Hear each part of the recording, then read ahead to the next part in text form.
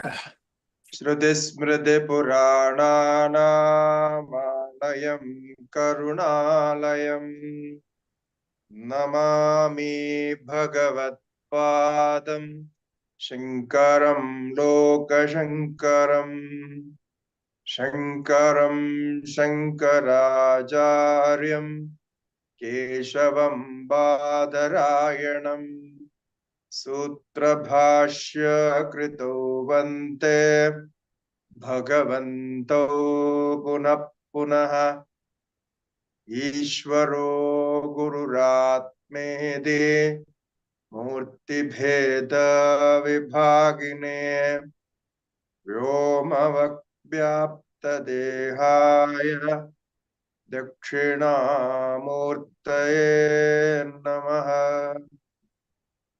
Shri Dakshinamurtaye Namaha Om Namah Shri Shankarananda Guru Padambujanmane Savila Mahamoha Grahagrasaika Karmane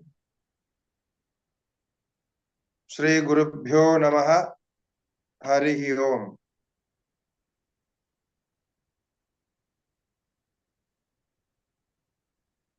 The first chapter of Pancadashi, which is called Tatva Viveka Prakarana. So, what is Tatva? The introduction to the ultimate reality. So, Tatva Viveka Prakarana. So, the main subject here in all Panchadashi we are going to discuss is the existence of Atma as Satchidananda. Now, if we see the first chapter of Panchadashi, Tattva Viveka Prakarana,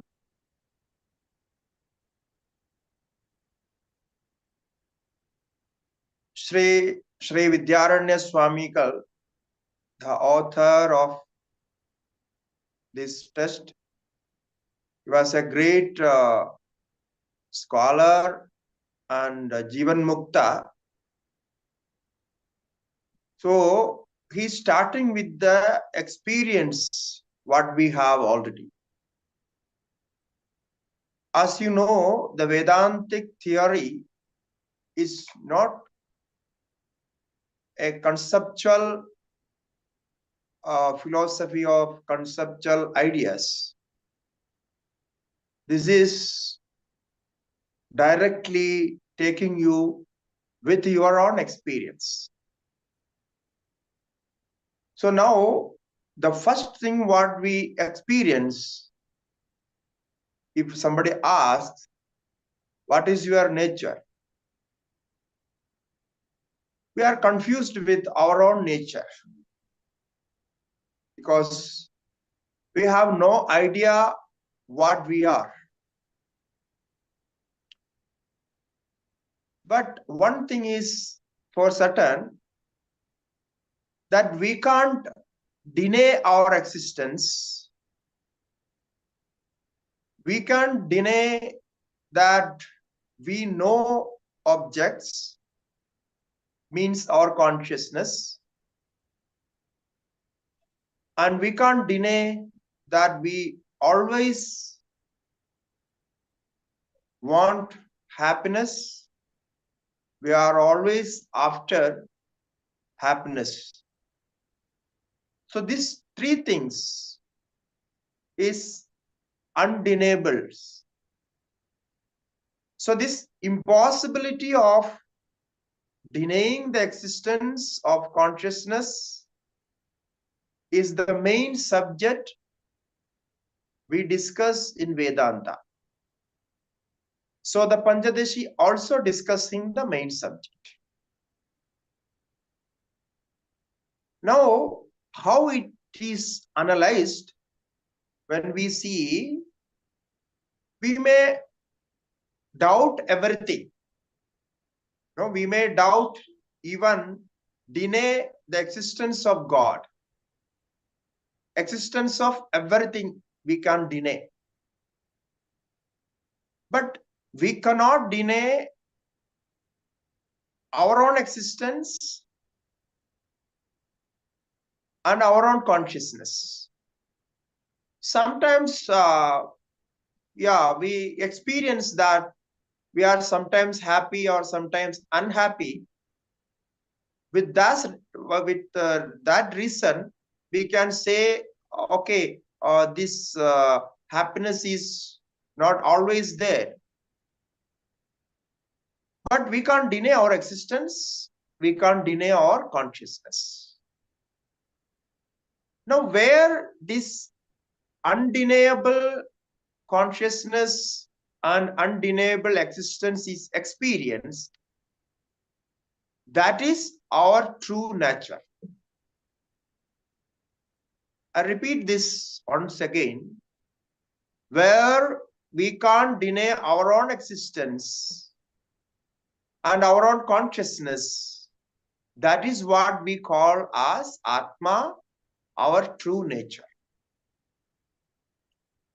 So when we remove all the attributes from that existence, attribute I say like our body.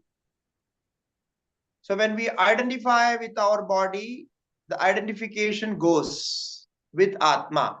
We say, I am this, I am that, I am with this name. So this physical identification, bodily identification, this is one attribution. Then we have second identification as mind. So when I think, I certainly know that I am thinking.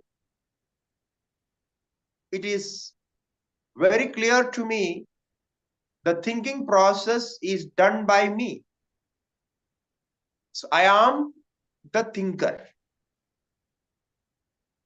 So this is the second identification. So where actually we have all the confusions.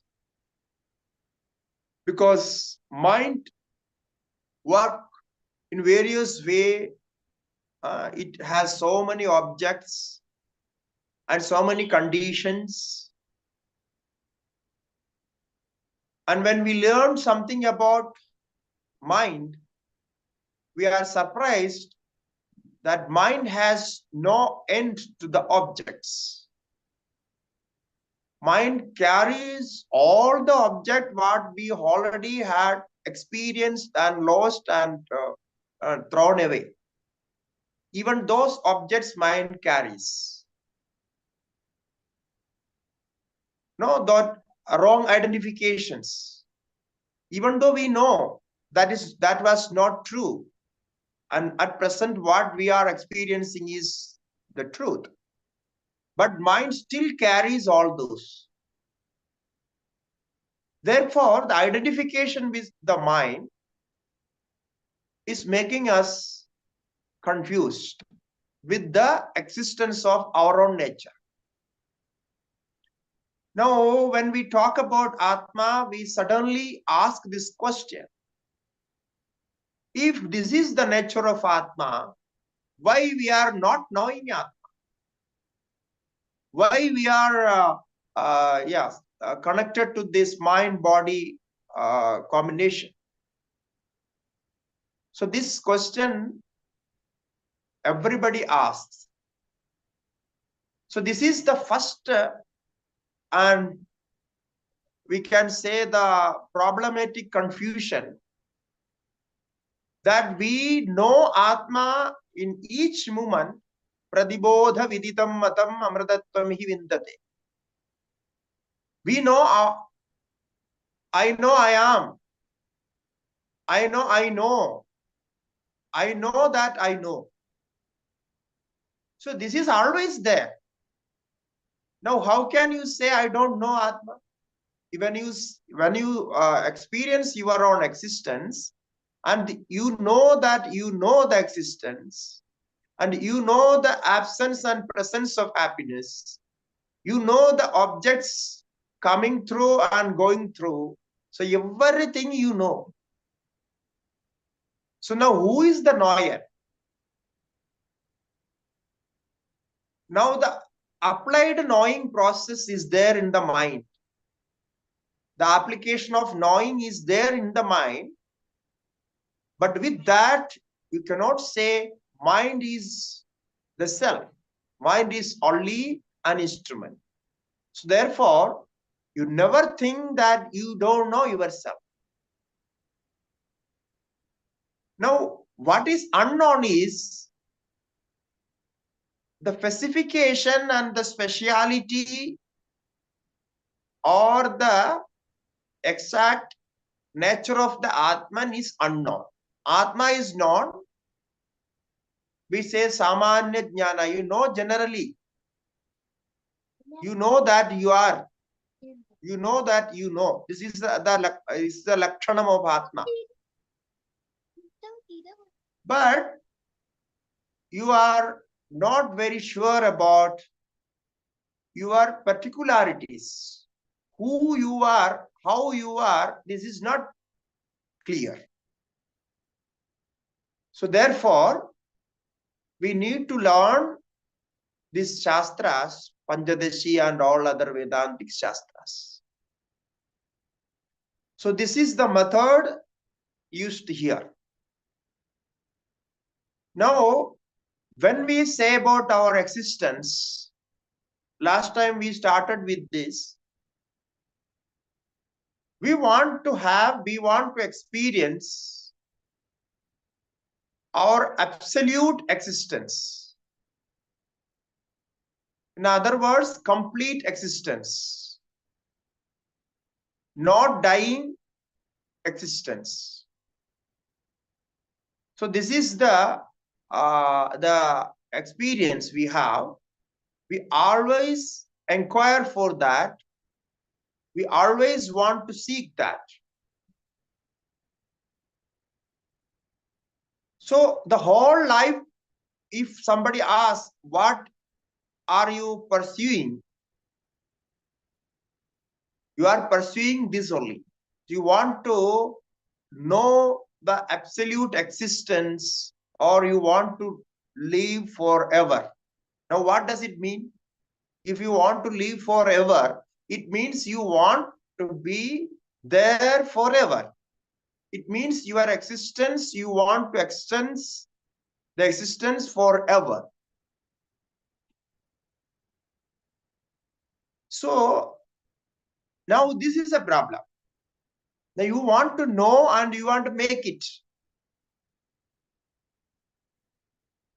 It cannot happen. You cannot make anything absolute. So absolute cannot be made. Therefore, the everlasting life cannot be made. So it is gone. Now it cannot be done. Now what is the other way to resolve it? The other way is to know that your nature, your true nature is ever existing. It means there is no absence of your true nature ever. So that is why I said you cannot deny your existence in any condition. You never denied your existence, and you can't do it in future as well. So now the absolute existence of your self is always there. But the problem is this absoluteness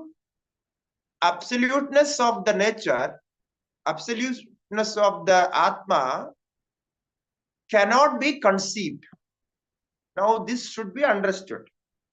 Why we are unable to know ourselves in this form, the all-pervading form, everlasting form.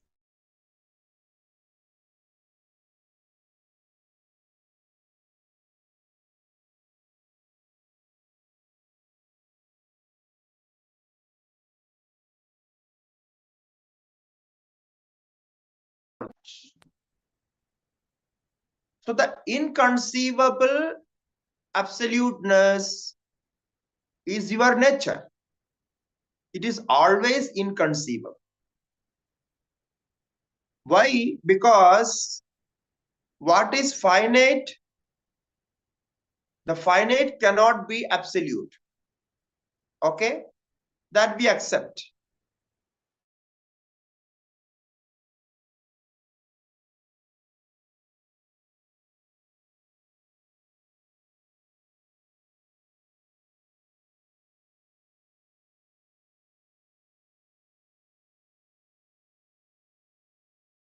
Absolute and infinite cannot be conceived.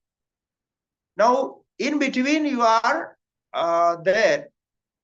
You are attributing all the objects into Atma and trying to know it, conceive it in an absolute way. So the finite is always with attribution. If you remove all the attributions, there is no no death or no birth. So what we know is finite, limited. The unlimited cannot be known. So therefore, Atma is Anandam. And it is Purnam. We always say Purnamada Purnamidam Purnat Purnamudashyate. Atma is Purnam as well. So Purnam can be said as completeness, fullness of everything. It is full of happiness, full of energy, and which cannot be known as full. You know that the full, what is when something is full, no? By which it is full, it cannot be removed from that. A glass of water, when we say that glass is full of water, now you cannot put a drop into that, or you cannot take out a drop from that. So that is the fullness. So there is no space, no extra space. Therefore, the existence of Atma is Purnam. It is complete. We make the Atma finite for our empirical purpose. Because without that, we can't do all these things. So from this level, Pancadashi starts Tatva Viveka Prakarana. Now, you know, the first sloka was invocation and salutation to Guru. And after the second sloka, Vidyaranya Swamikal said about the purpose of the test and who is the adhikari, who is eligible to study this test book, Pancadashi. And from there, Sloka 3 to 6, he directly took us to the three states of consciousness: Jagrat, Swapna, and the Sushupti. That is what we know. Now you see, why he directly took us to these three states of consciousness. The consciousness is in all the three states are same, and we experience our complete existence in deep sleep. So Vidyaranya Mahasvami said that your own experience, we are going to discuss on your own experience. We are not bringing anything from outside. Therefore, it is not conceptual. It is not my ideas I am going to talk about. So he says, this is your own experience about which I am going to talk. So that is what he conveyed with all these three slokas. Now you see how beautifully he brought it. Because once your experience is direct, then you catch hold of that, then whatever we discuss, you can understand. One can understand directly from that. If I am talking about something which is not fit for experience, or not, you are unable to experience that, then that subject is totally new for you. That subject is a foreign subject. Now you have to adopt that subject and feel it and experience it. But in the case of Vedanta, we are not putting such a subject here. That you have to find ways to know. No, there are so many things, so many technicalities. No.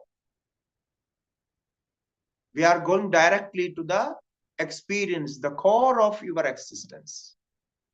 Our religion comes after this. Actually, this Vedanta is not a religious textbook. Although Vedanta is a part of our Veda, of course, it is the last part of Veda. It is the highest knowledge the humankind ever have seen. But this is not a religious knowledge. Why? Because this is going through the direct experience of a human being, or not only human being, but all the being. But human being can understand this. That's the difference. But when we talk about the practice, in that level, we bring all the religious practices. So the philosophy, the theory is existence and consciousness and bliss. This is not said as religious theories or religious ideas, because it is everywhere. But to know that, one has to have a proper idea, proper understanding of religious practices, because the religious practices leads to this experience. So experience is beyond religion, but the practices is within religion. So this is the connection with this. Now from 7th sloka to 10th sloka, you have seen that Satchidananda Brahma. So what we have already discussed. Now, what is the Lakshanam of Satchidananda Brahma? How the Satchidananda Brahma can be known through our own experience. So then he said, he emphasized on the love we experience. We discussed of Prema, Priya, Atmana Priya. So we love ourselves the most. This is something wonderful. And one has to remember this theory always, every day. Once you have to remember that I love myself at the most, So I am that Brahman. Within me, the happiness is there. So this idea we discussed in the 7th and 10th shlokas. So then what we can say, the experience of love or the feeling of love is self Atma. And we do not want to miss love. Wherever we get love, even a little, we always attracted to that. Why? Because love is our true nature. Atmanaha priyam. So for that we live. So this was another proof of Atma, another evidence that you love yourself, because the self is the most no most desirable, acceptable thing that you have. So this is another experience, direct experience. Here Pancadashi we have seen. This is there in the Upanishads as well. Actually, our Acharya has adopted from the Upanishads only. Now from the other two slokas, we have discussed about the Paramartha, how the self is known and how the self is unknown. As I said in the beginning, here we have the confusion. Some part of self is known and some part of self is unknown. So we know self in general, but we are unable to know the specific characteristics, nature of the self. So that is what we learn from the Upanishad. Only that much. So how we know?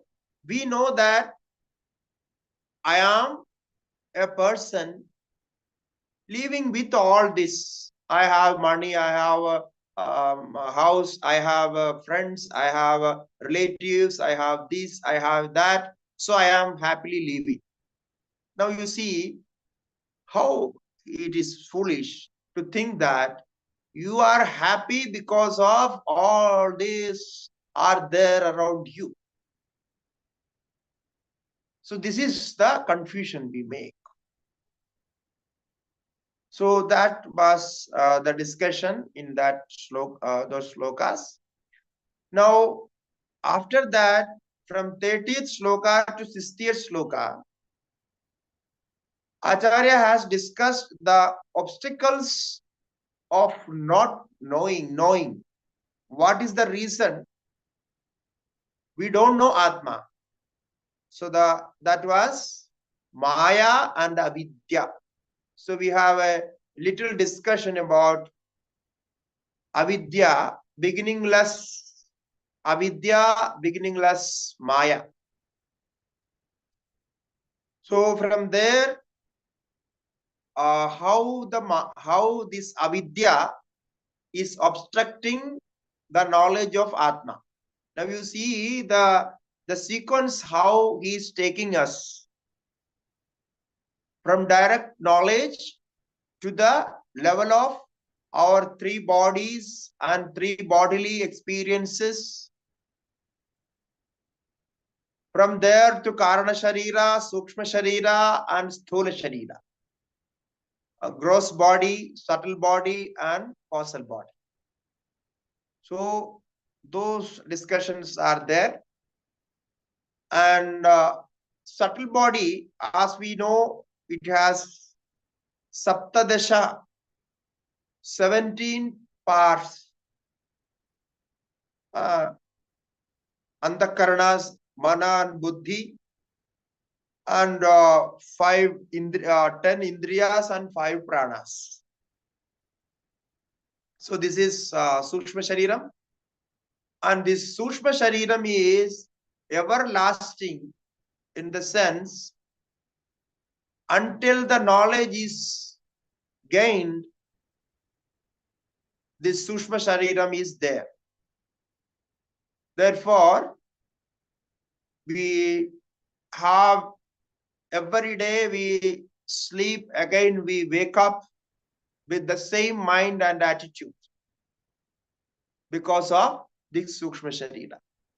If you want to change yourself, you want to have a different lives, you must change the Sukshma Sharira. Changing Stula Sharira doesn't make any difference. The difference should be there in the Sukshma Sharira. Okay, whatever sadhana we do, actually those sadhanas effect should be there in the Sukshma Sharira, not in the Sthula Sharira. Sthula Sharira is only a outer layer, which is there for for the waking state. But we want the change in our Sukshma Sharira. So the mind, intellect, and all other parts of Sukshma Sharira has the Sukshma Sharira have the change of all these things. Whatever we do, the sadhana goes there. And along with that, he has discussed the individuality and the universality of the self, the cosmic self and the individual self, microcosm and macrocosm, we say. So what is samashti, what is veshti? So veshti is the experience, individuality is the real experience. Now through this experience we infer the universality of the self. If I have this experience, if I have one mind, then that mind must be there in the universe. Because whatever elements we have in our body and mind, those elements are there in outer, in that elemental world outside. So my body has certain elements. So those elements are there from the outside body, outside world, what we see. So in this way, you think like water is there in the body, water is there outside. And earth compounds are there in the body. So those are there in the earth we can see. And similarly, air and the space. So this way, we contemplate ourselves by our own experience and make it universal, all-pervading. So this concept was discussed there. Now, this Karana Shariram, Sushma Shariram, and Sthula Shariram, these three bodies are attributions into the Atma. Attributions, I think you understand, we call it Ubadhis. So you have applied this, attributed this to the Atma. So therefore, when you want to remove, you can remove it mentally. You can separate your body. When you see yourself, experience yourself as Atma, as subject, you can see the world outside as an object. So this body is also an object for the mind, for the Atma. So body and mind and intellect and ego, everything is objective. So after that, we have discussed the Panjikaranam and then the cosmic form of Sthula Sharira, that Vaishwanara and all those. and the story of Jiva as karma and its effect, how Jiva comes to, the individual self comes to this body, and how it can get out of this samsara bandhana, the bondage of this bodily samsara. So there we need Guru Padesha and God's grace, Guru's grace and Shastra's grace. So all this we discussed. And in the form of meditation, we have discussed Panchakosha and the Anvaya Vedireka. Anvaya Vedireka means inclusion and exclusion. Where Atma is there, where Atma is not there. Which is Atma, which is not Atma. So what we leave, what we can separate from us, that is not Atma. Which is inseparable, which cannot be separated from our existence, that is Atma. So the physical body is gone when we enter into dream state or the sleep. So it means the physical body is not there. And when the deep sleep, there is no mind, no intellect. So those are separated from Atma. And Atma cannot be separated. Atma is always with you. So the Atma is ever there. So this inclusion and exclusion is Anvaya and Vedireka. So after that, we discussed the main subject of, another main subject of Vedanta, Tattvamasi Upadesha. So you are that. So there, one Bhagatyaga, we discussed about the Bhagatyaga. Bhagatyaga means giving up a portion. It's called Bhagatyaga. Removing the incompatible and retaining the common factor. This is called Bhagatyaga. So when we take Ishvara or Atma and Paramatma, Jivatma and Paramatma. So when, for the sake of discussion, we have separated Jivatma and Paramatma. So in Jivatma and Paramatma, the common factor is Sat Chit Ananda. The common factor is Sat Chitta Ananda, existence, consciousness, and bliss. And the uncommon factor, the special factor is Jivatma has this Stula Shariram, Sukshma Shariram, and Karana Shariram. It has three bodily experiences, and it is limited in these three bodies. But the Paramatma is not limited in this way. So Paramatma has no limit because it has no body, it has no mind, no intellect. It's beyond that. Only existence and bliss and consciousness. The consciousness is always one, and existence is also one.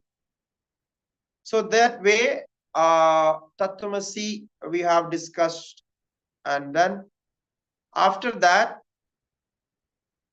we started the sadhanas.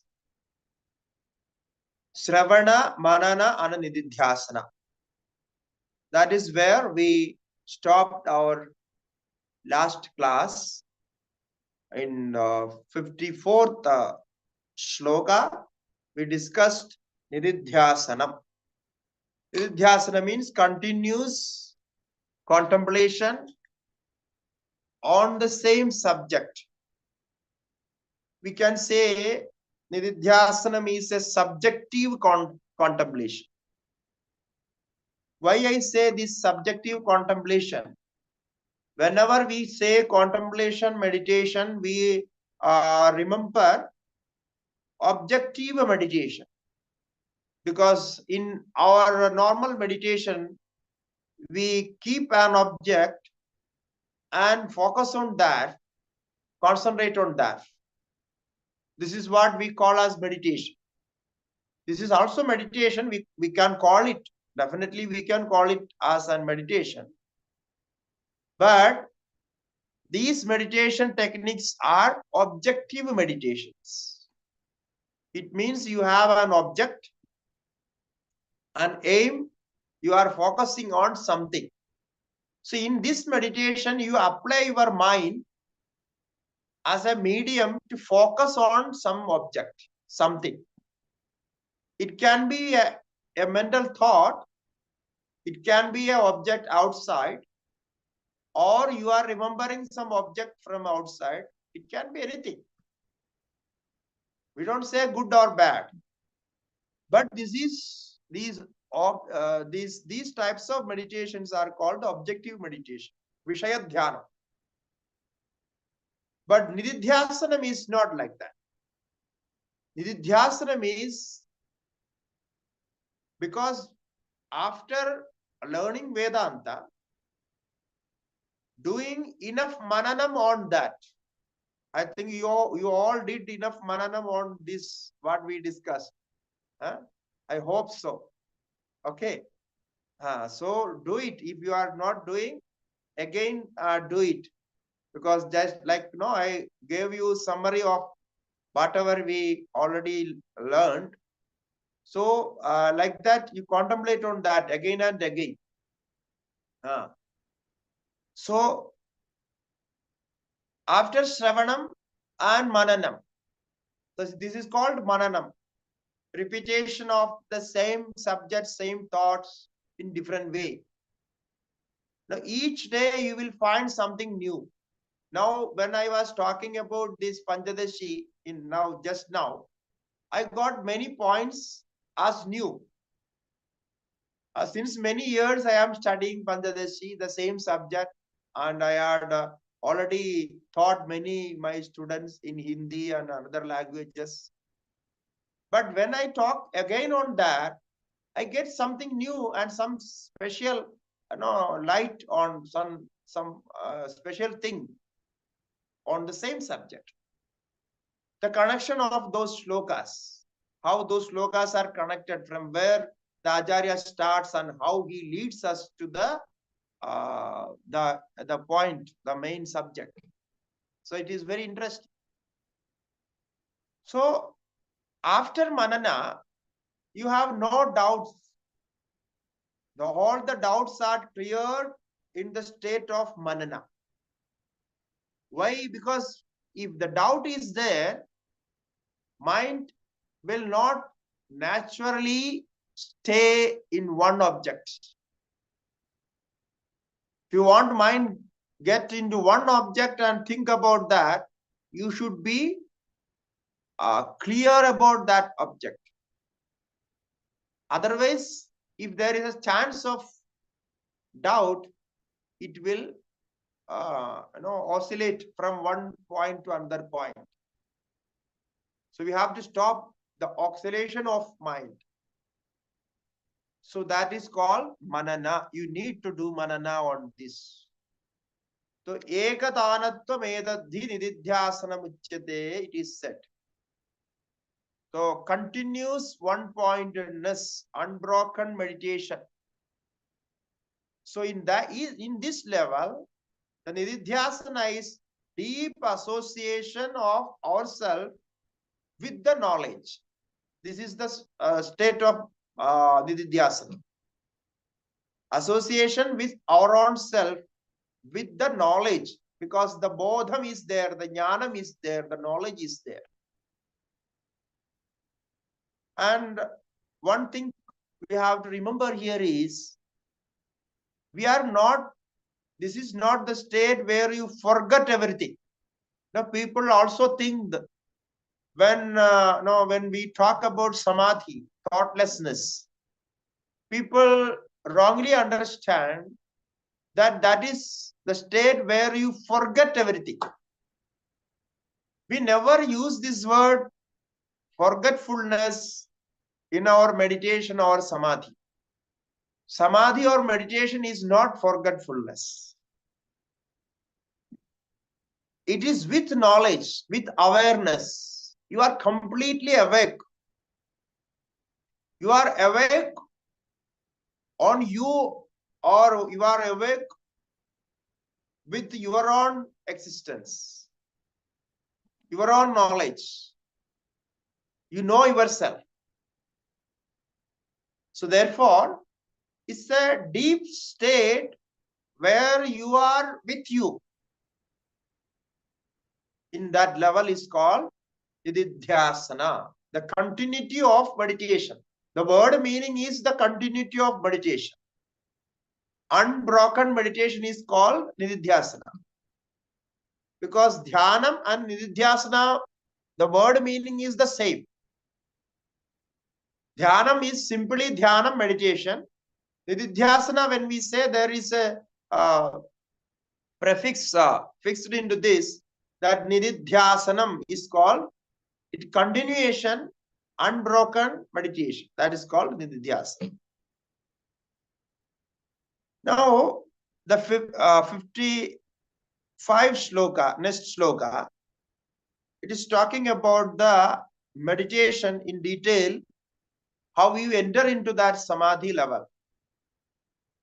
Dhyadradhyane parityajya kramadhyeye gagocharam.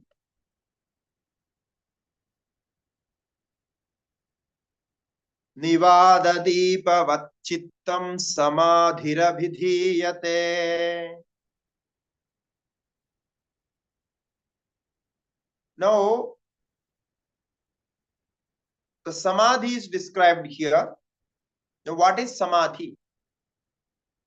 Now, in normal meditation, we have triple awareness. It is called triputi. Triple awareness. In Sanskrit, we call it triputi. Three parts are there. Triple awareness. The one awareness is, I am the meditator. Did you experience this when you sit in meditation? Are you aware about yourself? Huh? You must be aware about yourself. Otherwise, you will forget yourself. It cannot happen. So you must be aware about yourself. You will not forget yourself. You will forget everything else, but you will not forget yourself. It cannot be forget. Okay, so now when Atma cannot be the object of experience, you may say, how can I remember Atma? How can you say, I will not forget myself? Because Atma is unknown to me. But that is not the case. That what I said, your experience itself is Atma, so that the doubt is there in the Atma only. Even the doubt is Atma. Doubt is coming, arising in the mind, but you know that I am doubting. If you know you are doubting, that is Atma. So therefore, Atma cannot be forgotten in all the conditions. It is always there. So, first awareness is called awareness of yourself. Dhyatra. That is one awareness. And the second awareness is dheya. It's the awareness of the object. Dheya. The object of meditation is called dheya. The meditator is called dhyata. And the connection of the meditation is called dhyanam. So you are aware about that you are meditating. So I am the meditator. I am meditating on the object, on that special some object. So you know that object, and you know that you are meditating. Okay. Now these three parts are there. This is called triputi, triple awareness. With this, you sit for meditation. Now, dhyadra dhyane parityajya. Now, here what we do, having given up dhyadra and dhyana. Now, you are not thinking about yourself as a meditator, and you are not thinking that you are meditating. So, these two parts, dhyadra and dhyana, having given up parityajya, having given up dhyadra and dhyana, kramad dheya eka gocharam. After that, gradually, pramad means gradually, slowly, the object of meditation alone remains. Only you remain with the awareness of the object. Only the awareness of object remains. From that triple awareness, now the meditator is not there. Meditating process is also not there. You are not remembering those two. Only you remember the object of meditation. That is called dheya ekagochara. Now, this is the ultimate state of meditation. It continues without break. Actually, when we sit for meditation, now sometimes in between we have this experience. It comes in between. But it's for a short time, very short time. You forget that, what happened. But you will have a special experience, or you will have that energies, the special energy that you will feel that I enjoyed my meditation. Today I had a good meditation. So this feeling itself shows that you have achieved in some point of time that oneness with the object. It may be a flash. Even the mind cannot work there, but you experienced that. So, dhyana dhyadra parityajya dhyana ega gocharam. And he is giving an example of nivada deepavat chittam. So, like a steady flame of a lamp in a breezeless spot. Nivada deepa chittam. Nivada means without air, but we cannot say airless, because air should be there for a lamp. If you want to light a lamp, the air should be there, oxygen should be there. Therefore, we can say breezeless, windless spot. So, nivada deepavat chittam. So, the chittam is steady as a flame of a lamp. As a flame of a lamp, how it is steady. If the breeze is not there, there is no movement of air in the room, then the lamp will be steady. The flame of the lamp will be steady. Similarly, if the other thoughts are not disturbing, you are not hearing any sound, you are not smelling any smell, you are not touching anything, so nothing is there, then for a moment, the mind will stay still. That moment you will experience a good energy and happiness. So that is what meditation means. So if every day, if you can get this moment for a second, even less than a second, even that makes so much energy in your mind that it will carry for 18 hours. So that much energy you get if you can do this. That is the wonder of meditation.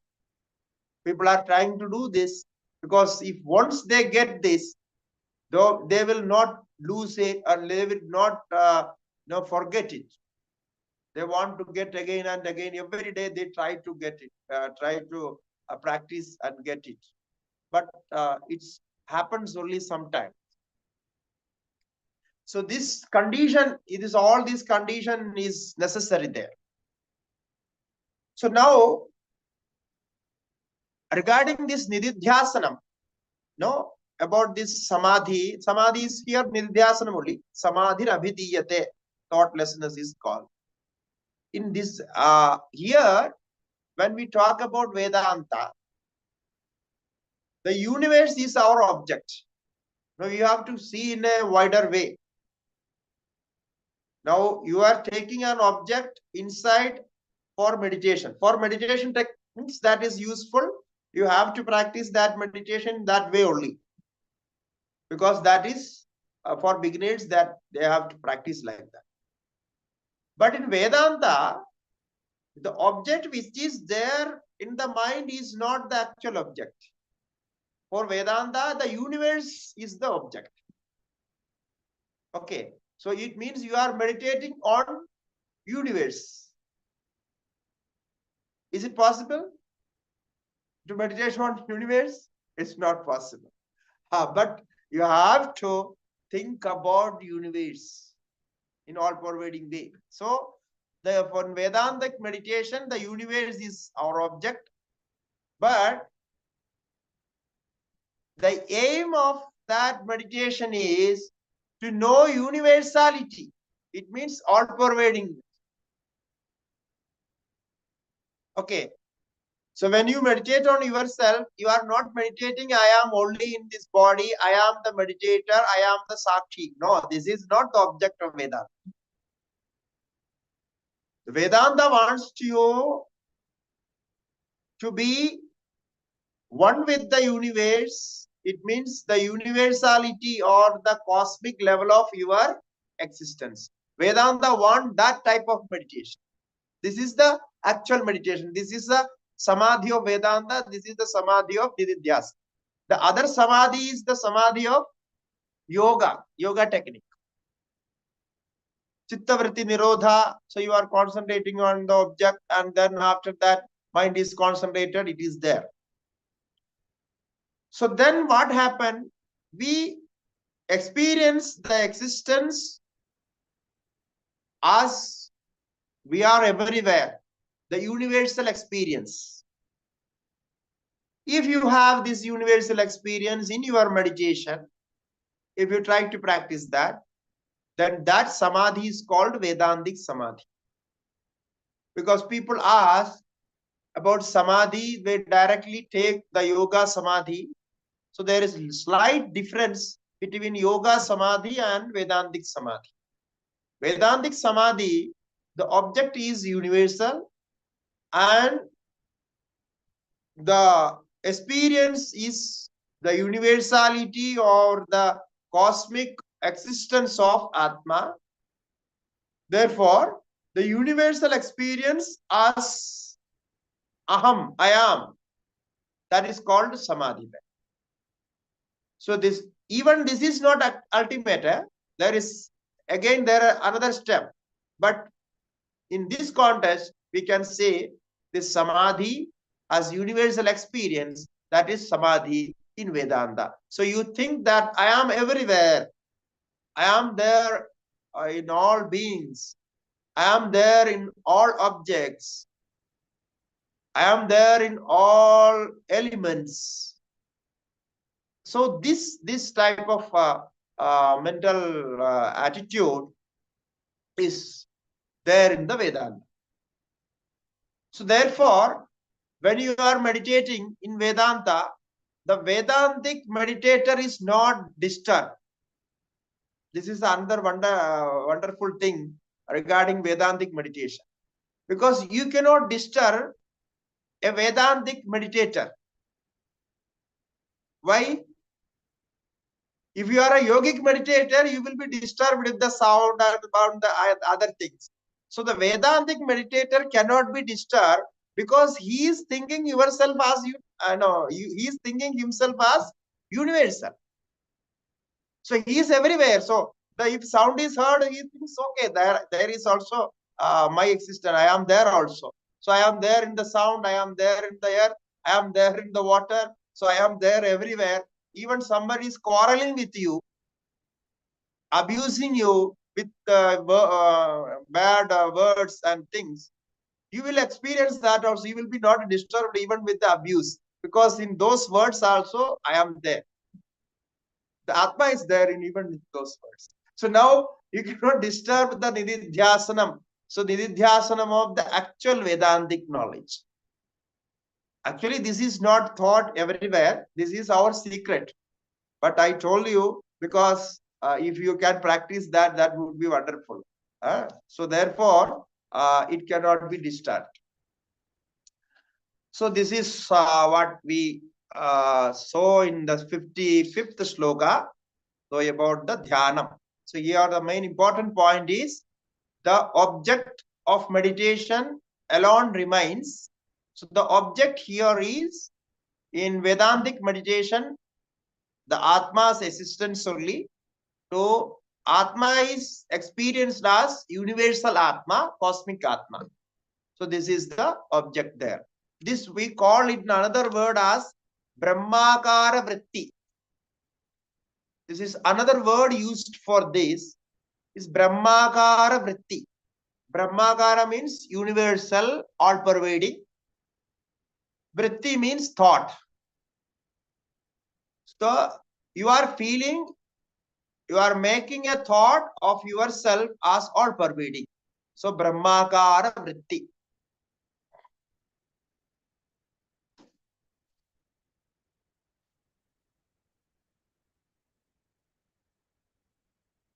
Okay, so the next sloka, I think we have completed the time. So you can ask questions regarding this. We will continue this in next class.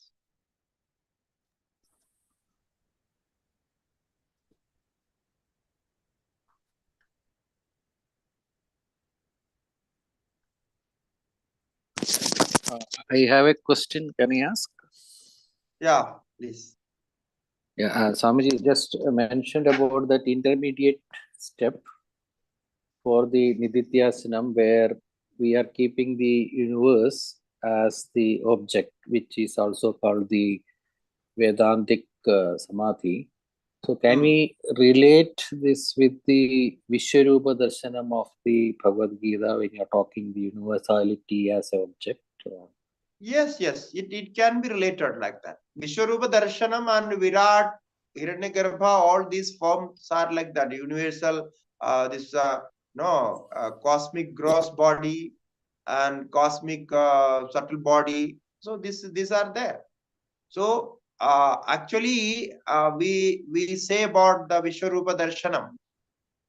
Bhagavan as Sri Krishna as an individual, he was doing this meditation. So this meditation, as a special kind of meditation, we call it Vaishwanara Vidya. So there is Vidya, as a Vidya means meditation. There is a type of meditation called Vaishwanara Vidya.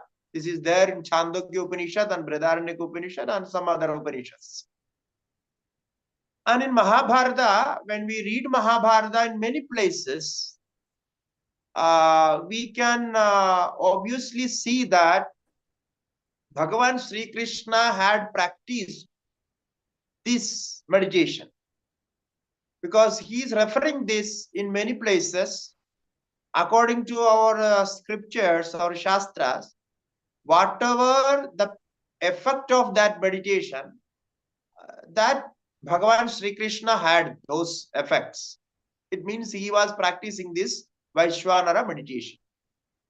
So in that meditation, he had a siddhi or an achievement of whenever he thinks himself to be with the Virat as a Vaishwanara, cosmic body, when he thinks about that, he could become like that. He could show that. Actually, the showing part is a siddhi. It's a special achievement that normally cannot be achieved. So that part is something special, something mystic. We can say that showing of that part. We are experiencing the cosmic body, cosmic awareness, cosmic level of consciousness.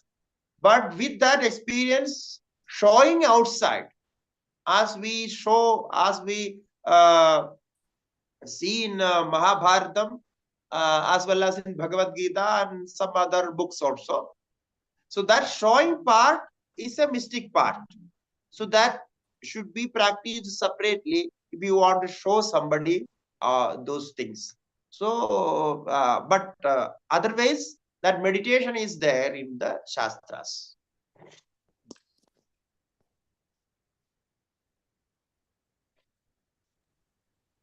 Pranam Swamiji. Yes.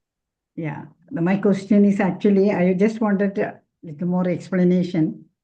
When we talk about nididhyasana, we always tell removal of the viparita bhavana.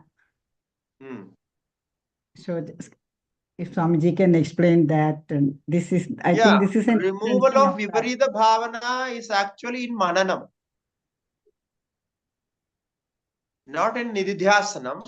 Nididhyasanam is already clarified and defined. So it is already in one point. You know what you know. So you are concentrating on that. So viparita bhavana, to remove viparita bhavana, you need to apply many logics and many shastras, your own experience and all those to remove viparita bhavana. That happens in Manana level. So now like we are discussing about a subject and we are clarifying it. This is also Manana, but this is Manana with many minds. So you are, when you yourself do Manana, that is with one mind.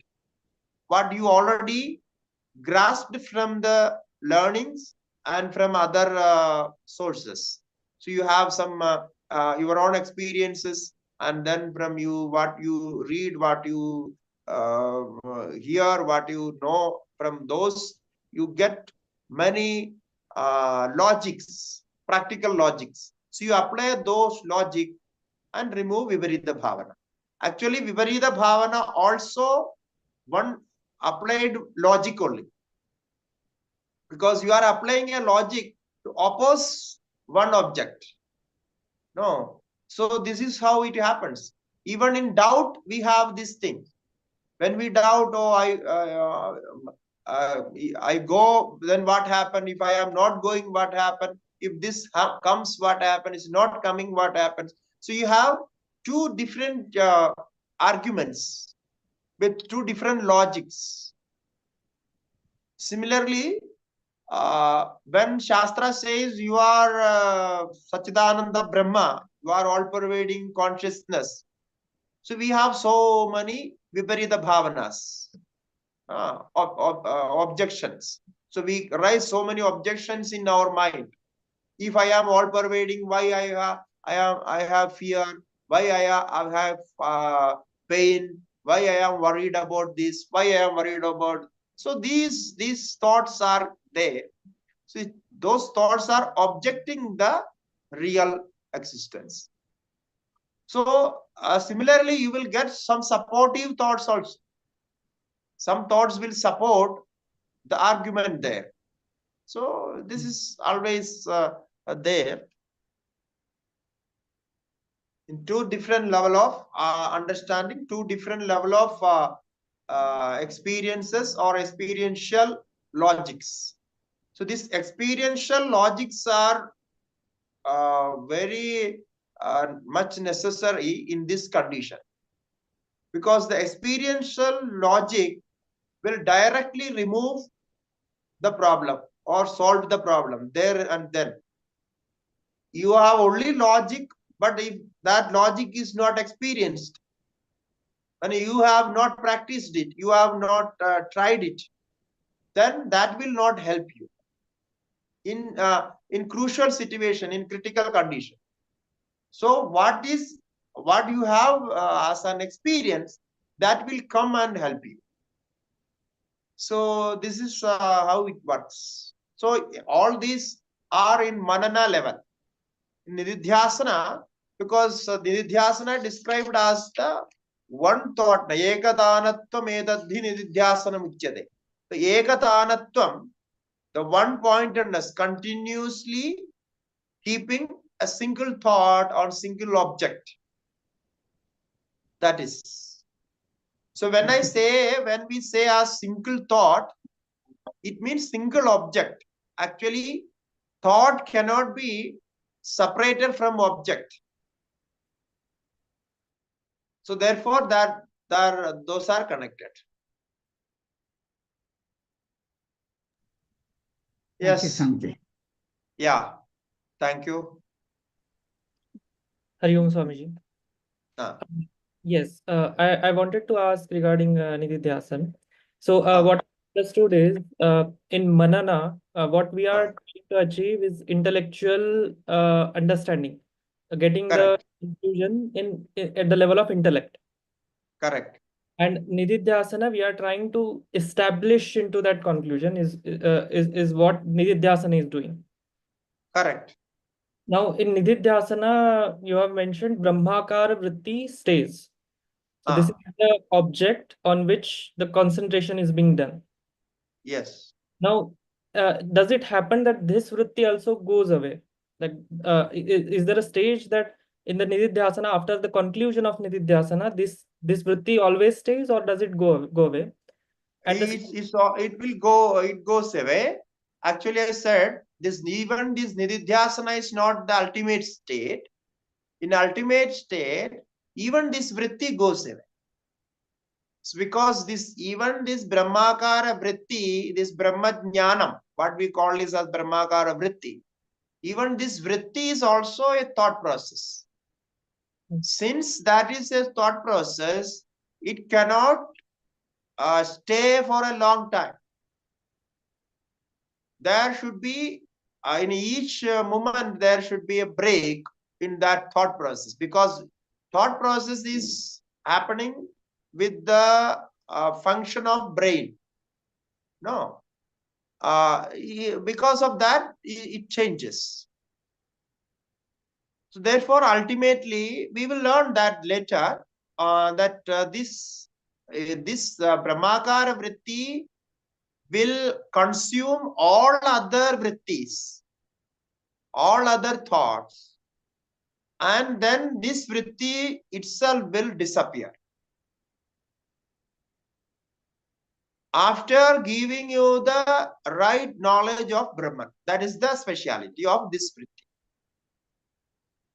okay. So any thought which comes, what that thought will do to you, that thought will bring an object and bring to your mind. And then when you say, I know this. For example, one thought brought a flower, and it came to your mind that this is this flower, this is lotus flower, or this is a flower of this. So you know this. As soon as you know that, the purpose of thought is completed. Now, after knowing that, we call it that an experience. Are you getting me? Yeah, yes. So this is two level. One, the thought process came, and then you said, I know it. So when I say I know it, you experienced it. Then the purpose of thought is completed. So the thought can go away. Now, if it wants, it can go away. After that, your experience, and then that experience bring you memory. That is how it happens. So if the object is too interesting, too much interesting, that it is so connected to you, then that memory stays for long. So there is a process of short time memory and long time memory. So the emotion is connected and all other facts are connected. So in this level, we have nothing to do with the thought process. Now there is no need for any thought. But even the experience is thought, that is another thing. But we are making it separate for the sake of understanding that the experience stays there, and after this experience, the memory is made. Or in another words, we can say, if something is remembered, then it means you experienced it. So experiencing means you are objectified it. You know that you know it. But in normal thoughts, there are so many thoughts which are not entering into the level of memory, short-time memory or even long-time memory. Only those are there in the conscious mind for some time as a reflection, as a flash. It comes and goes. So you don't remember those. So you are not experiencing that.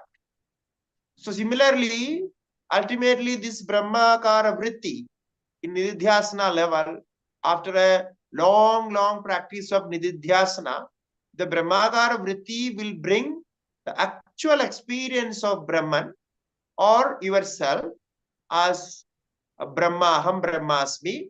Then it will disappear from there because it fulfilled its purpose. So you experienced that, that is finished. That's all. Understood. My second question was, what are the steps of Vedantic meditation if one wants to practice? Yeah. So already we have discussed some steps, like we, after listening to the Shastra Sravana, then you contemplate on that, and you will be attracted with some special thought process. Like we have discussed about love, we have discussed about existence, you are discussed about consciousness, all these special things of our own experience. And any of that, any one of that we take, or we contemplate on that more and more, then bring this all-pervading existence of Brahman. So this is the last step there. Before that, you have to take an object with some qualification, some qualities, and contemplate on that. We will discuss all this. Later also we have a Prakaranam called Dhyana Diva Prakarana. So in that we will discuss all this. And before also there are so many discussions about these meditations. Okay, Swamiji. Thank you so much. Okay. Thank you.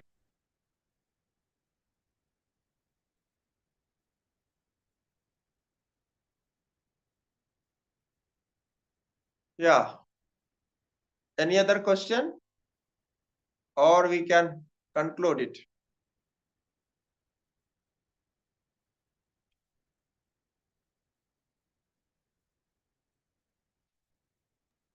Dr. Hema wanted to ask a question, but she is not able to unmute it. Okay. She can, if she can write, she can write the question in the comment or like that. Or you note down the question, can ask next time. Okay.